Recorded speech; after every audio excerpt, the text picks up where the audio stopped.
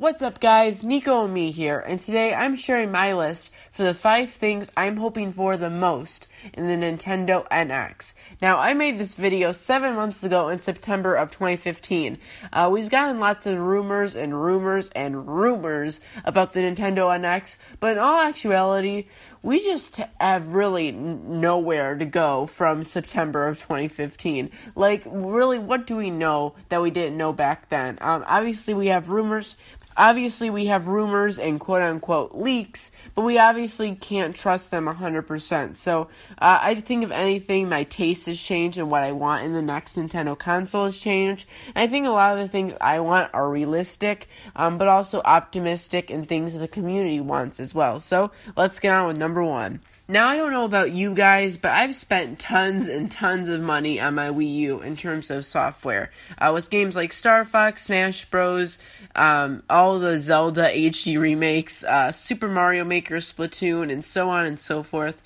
There's been tons and tons of Wii U games. And not only Wii U games, but quality, amazing Wii U games. Wii U games that honestly I feel the Wii U has a better game library than the Wii did.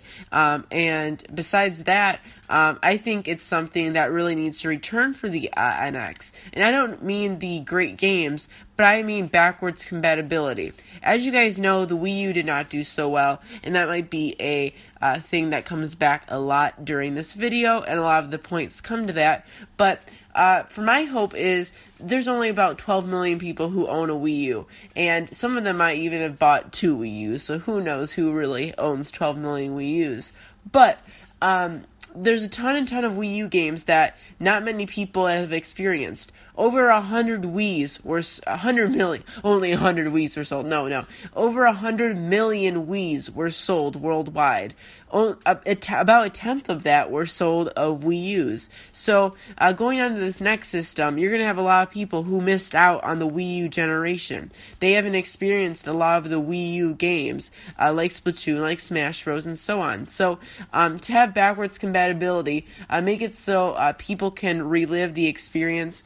They can still go out and buy the Wii U games either online or at the store. I imagine like the PS3 games, the Wii U games will still linger, as the Wii U is still selling decently. I mean, not great, but decently. And there's still people who will buy Wii U games. So I'm assuming they'll stay on shelves for a while. So, say someone goes out and buys an NX, but they never got to experience Splatoon or Smash Bros. 4, they can go out and buy it and play it back on their NX. And especially for the 13 million people or less, I don't even know, that bought a Wii U and kind of feel gypped of buying this console and not being able to have tons and tons of games for many years to come, like the Wii or the N64, they can bring all of their Wii U games they bought and bring them onto their NX without feeling like they're left behind with their Wii U. So I think that's something that definitely needs to happen.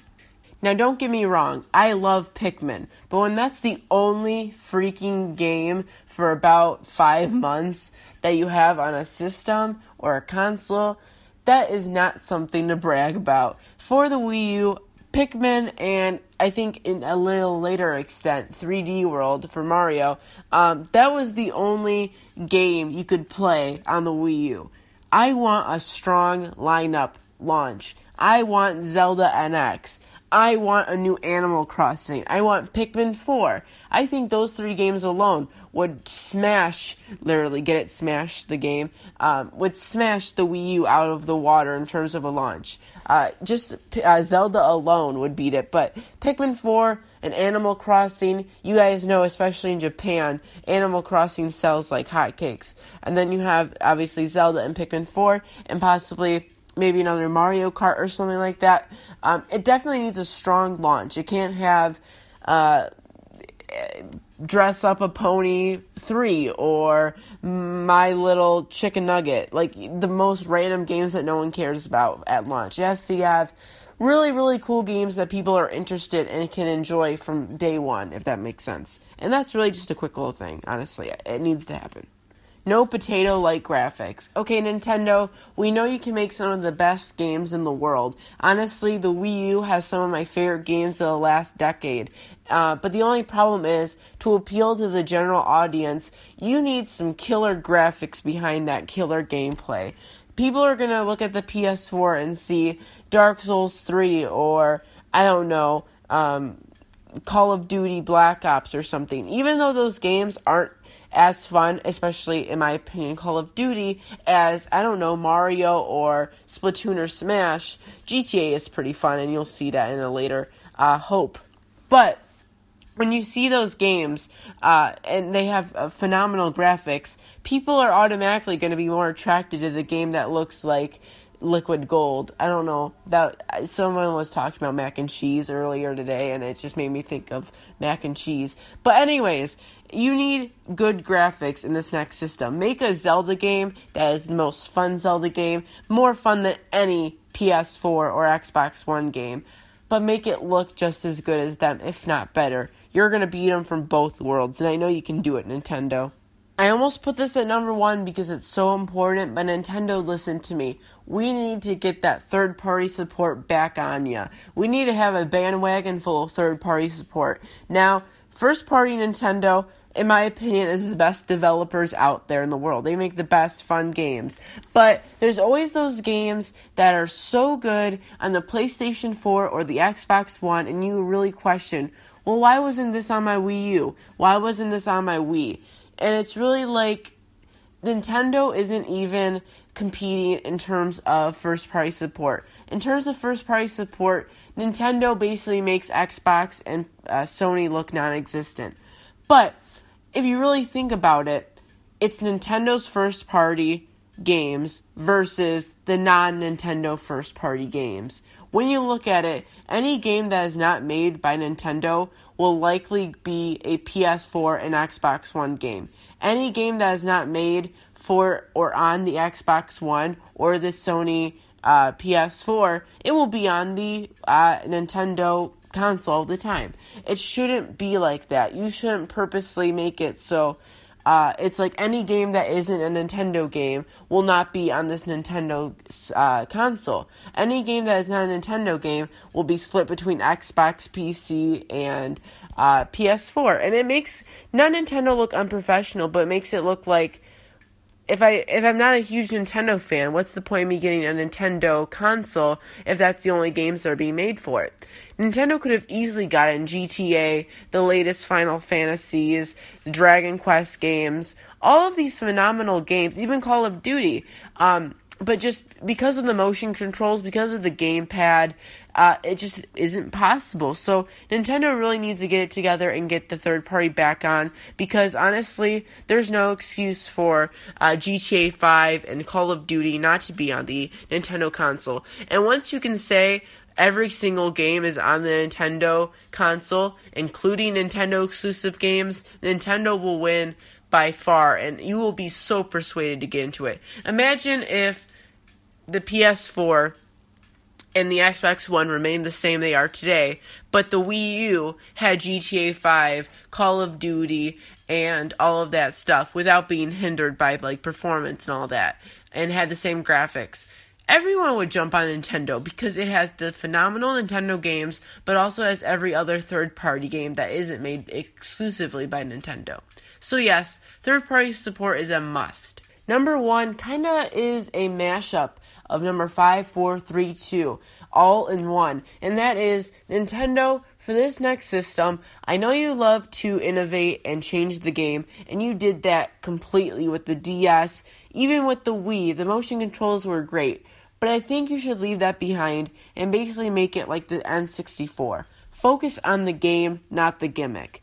Don't make a gamepad. Don't make motion controls. Don't make just random bowling balls on your head. Don't make you have to wear roller skates while playing this NX. Don't make it so you have to be holding a fork as a controller. Make it so it is a gaming console and a gaming console first.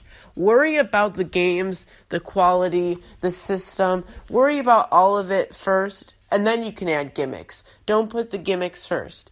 Now, like I said, I love Nintendo so much. They're my favorite company. They're my favorite producers. They're my favorite game developers. But sometimes they add innovation where innovation isn't needed, if that makes sense. Sometimes they try too hard to be out there. And I love that. I do that in real life. Like, I love being out there and different.